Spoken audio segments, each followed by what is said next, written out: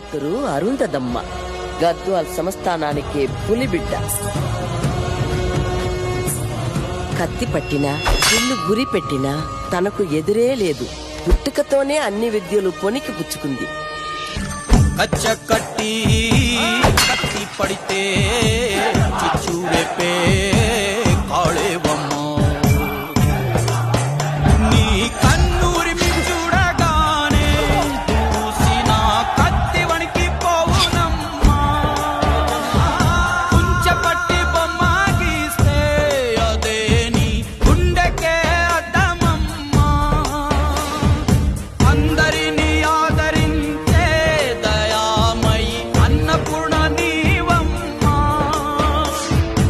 ఆలన పాలనలో నువ్వే నేలకు తల్లివమ్మా.